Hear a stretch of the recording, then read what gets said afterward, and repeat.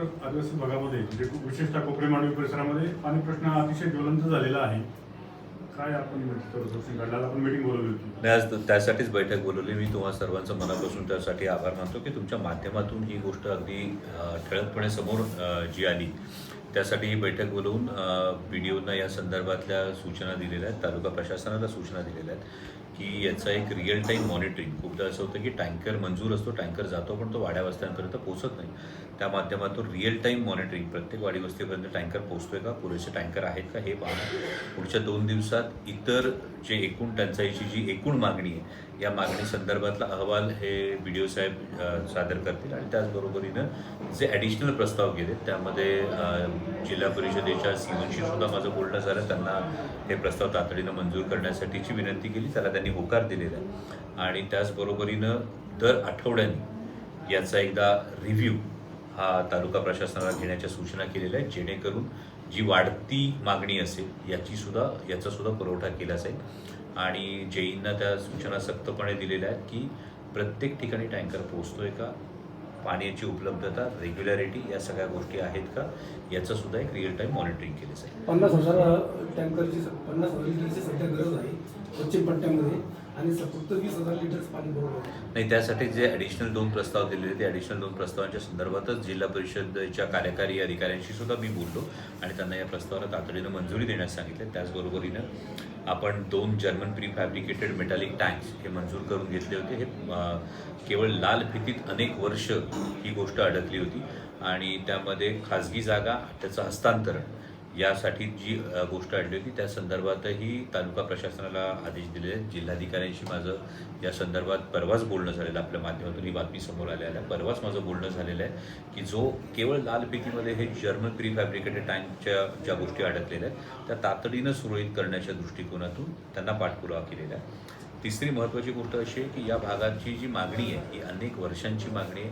ती तिथल्या MI टँकची मागणी आहे, 50 MCFTच्या MI टँकची जी मागणी आहे. आणि या मागणीला प्रत्येक वेळी जी तांत्रिक अडचण येत होती, ती तांत्रिक अडचण ही वॉटर अकाउंटमध्ये पाणी उपलब्ध नाही, ही एक तांत्रिक अडचण अनेक वर्ष येत होती.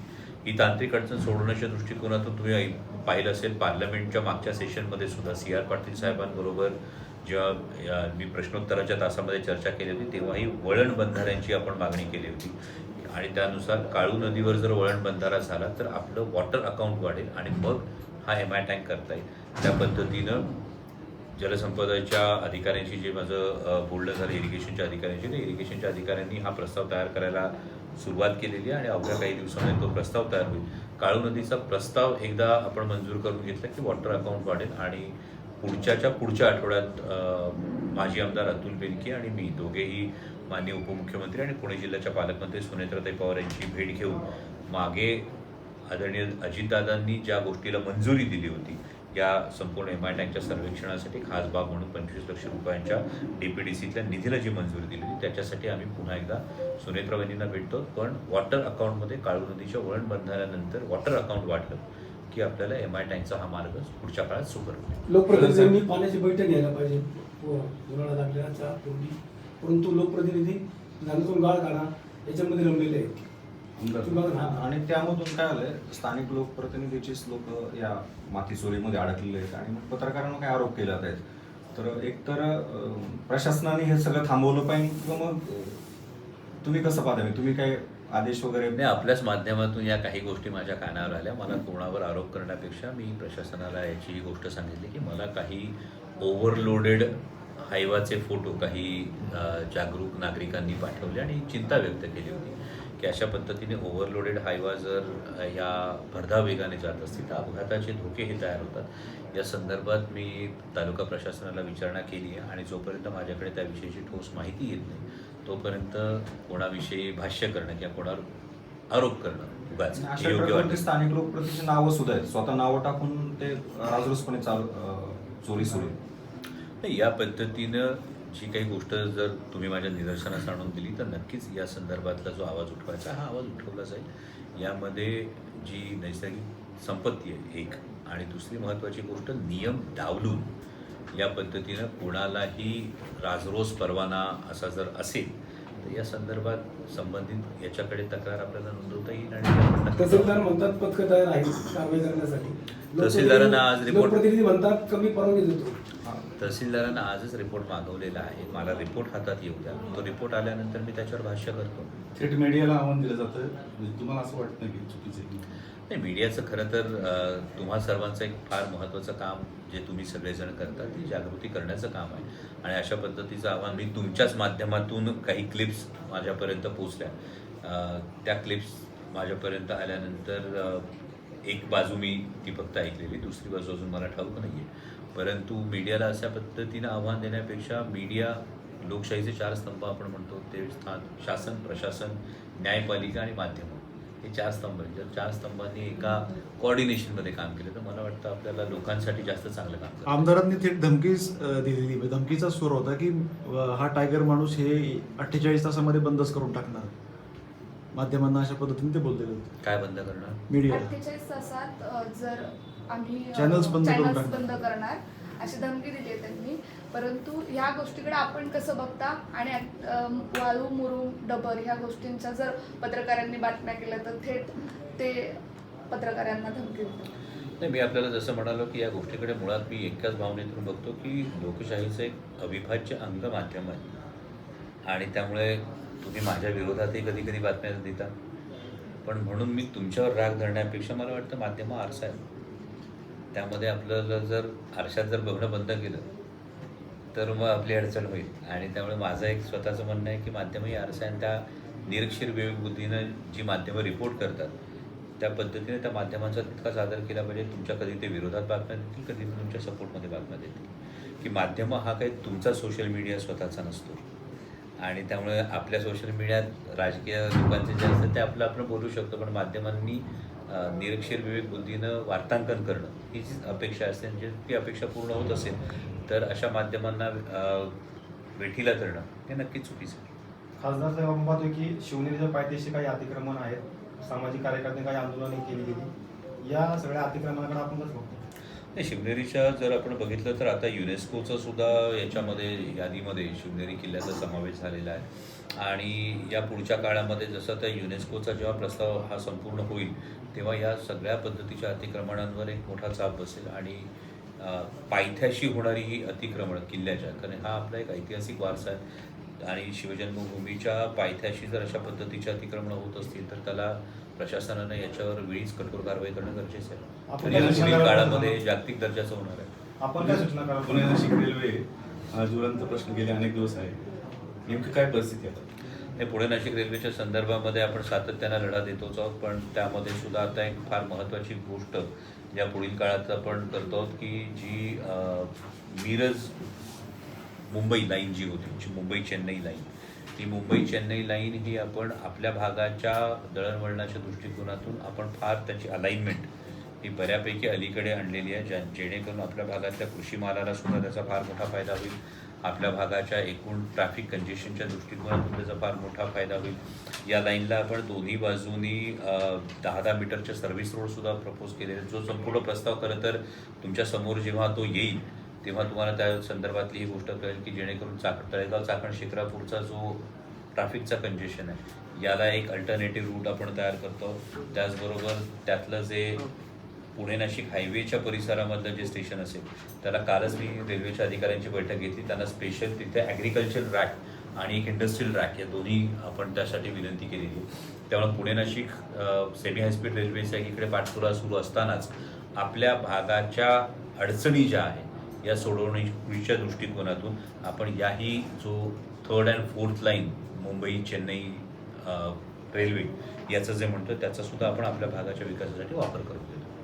खासदार साहेब, पुरातत्व विभागाकडनं शिवनेरीवर तिकीट लागू करण्याचा विचार दिला आहे, याकडे कसं बघता आणि आपण काही विभागाशी काही संपर्क करू? त्यामधलं नेमकं कारण काय ही माहिती घेणं गरजेचं आहे. मुळात पुरातत्व खात्याचा जो काही निधी असतो हा पुरातत्व खात्याच्या कडे असणारं एकूण जे बजेट असतं, जे मला अधिकाऱ्यांनी सांगितलं ते बजेट खूप कमी असतं आणि त्या किल्ल्याच्या डागडुजीसाठी आणि इतर गोष्टींसाठी जर त्यांना ही गोष्ट लागत असेल तर ती नेमकी का लागते याचं मी नक्कीच त्यांच्याकडून आधी स्पष्टीकरण घेईन. कारण ज्या छत्रपती शिवाजी महाराजांचं नाव घेऊन आपण पुढे जगतो, रोजचा श्वास घेतो, त्या छत्रपती शिवाजी महाराजांच्या जन्मस्थळाची डागडुजी करण्यासाठी सुद्धा तुम्हाला वेगळ्या निधीची आवश्यकता आहे का? तर हे पुरातत्व खात्याचं नेमकं तिकीट का लावलंय याची माहिती मला घ्यावी लागेल. अवघात ऑलरेडी लेण्याद्रीला तिकीट चालू असल्यामुळे तिथं अनेकदा वादविवाद होत असतात. शिवनेरीवर सरकार जर आपण पाहिलं की शिवरायांचं नाव घेऊन सरकार हे काम करतं आणि त्या सरकारकडे जर शिवरायांसाठी निधी नसेल तर हे कुठंतरी चुकीचं आहे. शिवभक्तांमध्ये ती नाराजी आहे. त्यासाठी आपण नाही, बरोबर, शिवप्रेमींमध्ये शिवभक्तांमध्ये नाराजी असणं खूप स्वाभाविक आहे. कारण मी स्वतः या संदर्भामध्ये गडकिल्ल्यांकडे पर्यटनाचा जो ओघ गेल्या काही वर्षामध्ये वाढलेला आपण पाहतो आहोत. यासाठी गेले एक 10-15 वर्षापूर्वीचा जो एक काळ होता जिथे तुम्ही आणि मी आवर्जून लोकांना सांगत होतो की छत्रपती शिवाजी महाराजांचा इतिहास या गडकिल्ल्यांनी जपला, या गडकिल्ल्यांकडे आपण पावलं वळवली पाहिजे. एकीकडे ही सगळी मुवमेंट आपण करत होतो आणि आता मात्र त्या गडकिल्ल्यांवर जाण्यासाठीच जर तिकीट लावलं जात असेल तर नक्कीच हे शिवप्रेमींमध्ये हे रोषाचं कारण आहे. कारण तिथं प्रत्येक शिवप्रेमी येतो तो ती प्रेरणा घेण्यासाठी येत असतो आणि त्यामुळे महसुलाचे इतर अनेक उपाय योजना असू शकतात. त्यामध्ये शिवप्रेमींनी गडावर येणाऱ्या शिवप्रेमींना तिकीट लावणं हे माझ्या दृष्टीने हे चुकीचं आहे. अवघात की राष्ट्रवादी पक्षाचे जे काही प्रवक्ते आहेत त्यांच्यावर नुकतीच काही फेक झाली, एक निषेधार्ह घटना घडली. याकडे आपण कसं बघता आणि आपण काही नाही, नक्कीच ही अत्यंत निषेधार्ह गोष्ट आहे की आपण काय म्हणतो आपला महाराष्ट्र हा पुरोगामी विचारांचा आहे आणि हे करत असताना एक सांस्कृतिक वारसा आणि वसा हा महाराष्ट्राला आहे जिथं विचारांचा विरोध हा विचारांनी करणं खूप गरजेचं आहे. आणि अशा पद्धतीनं जर घटना घडत असेल तर मला वाटतं की गृह खात्यानं सुद्धा त्याची तात्काळ दखल घेणं गरजेचं होतं. पण ही अत्यंत दुर्दैवी एक चिंताजनक गोष्ट समोर आली की अशी एक गोष्ट घडते आणि महाराष्ट्र राज्याचे एक मंत्री या घटनेचं समर्थन करतात. मला वाटतं माननीय मुख्यमंत्र्यांनी खरं तर याच्यावर संबंधित मंत्री महोदयांना समज दिली पाहिजे की सरकार या गोष्टीला ही समर्थन करतंय का. कारण सरकारमधला जर एक मंत्री अशा कृत्याचं समर्थन करत असेल तर याचं सरकारचं समर्थन आहे का या गोष्टीला, याविषयी प्रश्न निर्माण होतो. मुळात या लोकांना आहे ना अजिबात धाक राहिलेला नाहीये. क्राईम जनतेची कामं करून खूप वाढलाय सध्या स्थानिक सह राज्यभरामध्ये. आपण आणि पाहतोय की लहान मुलांवर अत्याचाराच्या घटना, महिला अत्याचाराच्या घटना वाढल्यात. अवघात नुकताच NRCBचा जो अहवाल आला त्यातही अनेक भ्रष्टाचाराची प्रकरणं असतील, महिला अत्याचार, त्यात महाराष्ट्र जवळपास पुढे आहे, अव्वल क्रमांकावर आहे. आणि गृहमंत्री त्याकडे लक्ष देत नाही, देशाचे गृहमंत्री लक्ष देत नाही. आपण कसं बघताय? नाही, देशाच्या गृहमंत्र्यांकडे याच्यातल्या काही मर्यादित गोष्टी खरं तर येतात, परंतु यातला होम डिपार्टमेंट इज प्रिन्सिपली हा राज्याचा हा प्रामुख्यानं भाग येतो आणि खरं तर राज्याचे गृहमंत्री हेच मुख्यमंत्री आहेत आणि त्यामुळे माननीय गृहमंत्र्यांनी आणि अर्थात आपल्या मुख्यमंत्र्यांनी याच्याकडे बारकाईनं लक्ष देणं गरजेचं आहे. कारण अशा पद्धतीनं ही जी वाढती गुन्हेगारी आहे आणि जर भ्रष्टाचाराची प्रकरणं असतील किंवा बाललैंगिक अत्याचाराची जी प्रकरणं असतील याच्यामध्ये इतक्या मोठ्या प्रमाणावर जर वाढ होत असेल तर याच्यावर गृहमंत्र्यांनी बारकाईने लक्ष देणं हे जास्त गरजेचं आहे. अगोदर काही लोकप्रतिनिधी मुळात जातीवादी काही वक्तव्य करतात, समाजात तेढ निर्माण करण्याचा प्रयत्न करतात आणि सरकार त्याच्याकडे दुर्लक्ष करतं. सरकार पोहोचतो या सगळ्या गोष्टी चालल्या असं वाटतं. मला वाटतं तुमच्या प्रश्नात याचं उत्तर आहे. तुम्हाला काय वाटतं? तुम्ही सांगा. मी तुम्हाला तेच सांगेल. मला काय वाटतंय, मी कायम फार सोप्या पद्धतीत सांगतो की प्रत्येक जात आणि धर्म दगडासारखी असते. दगडाने भिंत बांधली तर समाज तुटतो आणि दगडाने पूल बांधला तर समाज जोडला जातो. तेव्हा दगडाचा वापर भिंती बांधण्यासाठी करायचा आहे का पूल बांधण्यासाठी करायचा आहे हे प्रत्येकाने ठरवायचं आहे. परंतु दुर्दैवानं जर हा सद्सद्विवेक ठेवला नाही तर मात्र परिस्थिती अवघड होते. खताचा वापर पुन्हा एकदा तालुक्यात येऊया. केबल थोडासा मोठ्या प्रमाणात सुळसुळाट झालाय, शेतकऱ्यांचं आर्थिक नुकसान होतंय आणि तरी देखील बगार व्यावसायिकांची चौकशी होत नाही. आताच मी पोलिसांनाही त्या संदर्भातल्या सूचना दिल्या, सक्त सूचना दिलेल्या आहेत की SP साहेबांचे तसे आदेश असताना सुद्धा जे भंगार गोळा करणारे जे काही व्यावसायिक असतील त्यांची हजेरी घेण्याचा एक आदेश हा SP साहेबांनी दिला होता. त्याची तातडीनं अंमलबजावणी करणं हे गरजेचं आहे. आणि आत्ताही गेल्या काही दिवसामध्ये पुन्हा एकदा मोटारींच्या ज्या केबल आहेत या चोरण्याचं जे प्रमाण वाढलं याचं नेक्सस लवकरात लवकर त्याचा रिझल्ट देण्याचे आदेश हे पोलीस अधिकाऱ्यांना दिले. तर जागतिक स्तरावर युद्धाची परिस्थिती आहे. भारतीय बाजारपेठ देखील मालांना बाजारभाव नाही. शेतकरी मेटाकुटीला आलेला आहे. त्या संदर्भात काय विचार चालू आहे?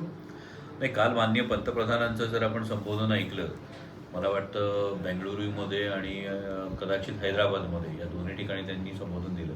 तर सर्वसामान्यांच्या खरं तर चेहऱ्यावर चिंतेची रेषा वाढवणारी अशी ती संबोधनं होती. म्हणजे लवकरच पेट्रोल डिझेलमध्ये दरवाढ होईल का हे संबोधन पाहिल्यानंतर हा एक फार महत्त्वाचा प्रश्न या निमित्तानं तयार होतो. दुसरा, यामध्ये अनेक पॉलिसीज आहेत.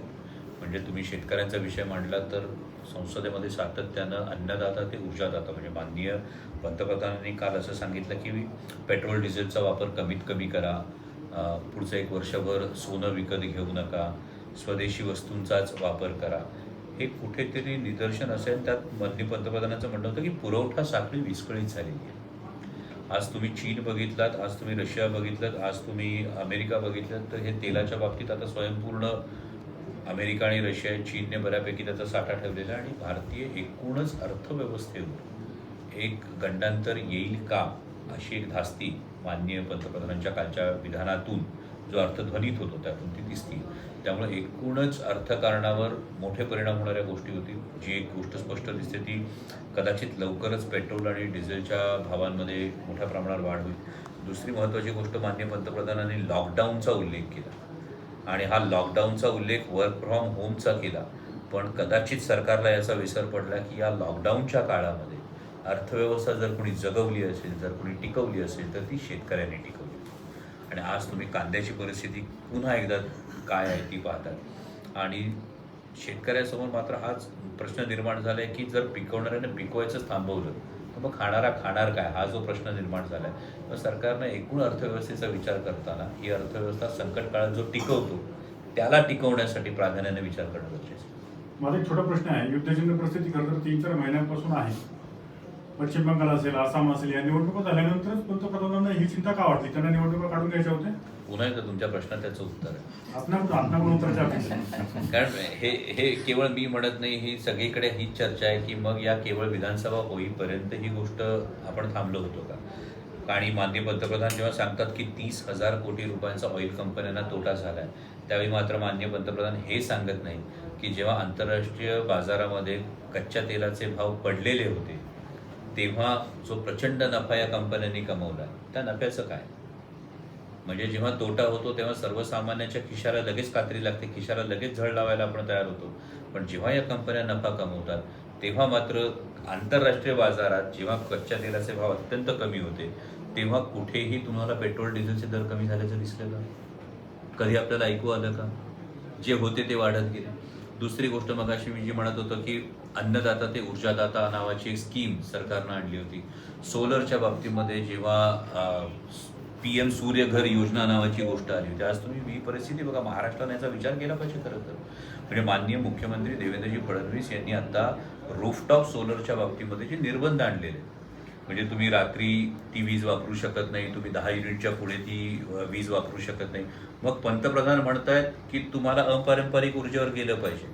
मात्र महाराष्ट्राचे मुख्यमंत्री म्हणतायत की नाही, तुम्ही जरी जनरेट केलेली असली तरी ती रात्री त्याचा उपयोग होणार नाही. मग PM सूर्यघर योजना जी आहे ही फेल महाराष्ट्र करतोय का? कृषीदाता म्हणजे अन्नदाता तू ऊर्जादाता ही जी स्कीम होती, या स्कीमचं नेमकं काय झालं? किती शेतकऱ्यांना सोलर फार्मिंग करता आलंय? या शेतकऱ्यांना सोलर फार्मिंग करता येईल असं स्वप्न जे दाखवलं त्याचं नेमकं काय झालं? आपण अपारंपरिक ऊर्जेसाठी किती प्रगती केली? इलेक्ट्रिक व्हेकल्सचा आपल्याकडे सुरुवात झाली, पण आपलं EV धोरण हे सक्सेसफुल झालं की फेल्युअर झालं? मग नेमकं आपल्याकडे ज्या तेलाची विहिरी नाहीत किंवा तेलाचे साठे नाहीत, हे गेल्या काही वर्षात नाही घडलेली गोष्ट, पण मागच्या 10 वर्षातली. Is this a policy failure? हा एक महत्त्वाचा प्रश्न या निमित्ताने येतो. आणि माननीय पंतप्रधान जेव्हा हे सांगतात तेव्हा ती एक अप्रत्यक्ष कबुली आहे का या पॉलिसी फेल्युअरची? हा प्रश्न सुरू तयार होतो. एक शेवटचा प्रश्न, जर माननीय पंतप्रधानांचं वक्तव्य पाहता देशाला पुन्हा एकदा आर्थिक लॉकडाऊनला सामोरं जावं लागेल का?